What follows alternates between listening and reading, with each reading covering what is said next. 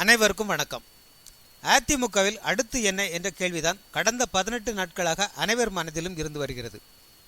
ஜெயலலிதாவின் மரணத்திற்கு பின்பு நேற்று மாலை முதன்முறையாக அதிமுக மாவட்ட செயலாளர்கள் கூட்டம் சென்னையில் நடைபெற்றது. அதில் சசிகலாவுக்கு ஆதரவாக அவர் பொதுச் செயலாளர் ஆக வேண்டும் என ஒருமித்த முடிவு எடுக்கப்பட்டதாக கூறப்படுகிறது. இதனைத் தொடர்ந்து வரும் 29ஆம் தேதி அதிமுக பொதுக்குழு மற்றும் செயற்குழு கூட்டம் சென்னை வானகரம் ஸ்ரீவாரி திருமண மண்டபத்தில் நடைபெறுகிறது.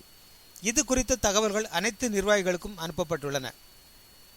அதேபோல் சசிகலாவிற்கு அதிமுகவில் முக்கியத்துவம் கொடுப்பதில் மாறுபட்ட கருத்துடன் இருந்த பண்ருட்டி ராமச்சந்திரன், KP முனுசாமி, PH பாண்டியன், ராஜகண்ணப்பன் போன்ற முக்கியமான ஆட்களையும் சசிகலா தரப்பில் சரிகட்டி விட்டதாக கூறப்படுகிறது.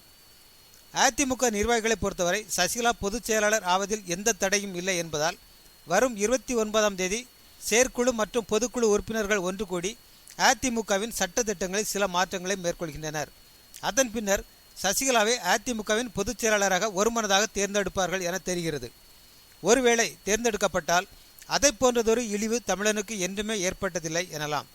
இதை தவிர சசிகலா அதிமுகவின் பொதுச் செயலாளர் ஆவதை தடுக்கும் வேலைகளும் முதலமைச்சர் பன்னீர்செல்வம், சசிகலா புஷ்பா மற்றும் மத்திய அரசு மூலம் ஜரூராக நடைபெற்று வருகிறது.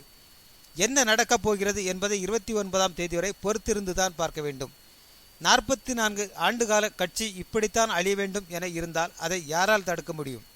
நன்றி.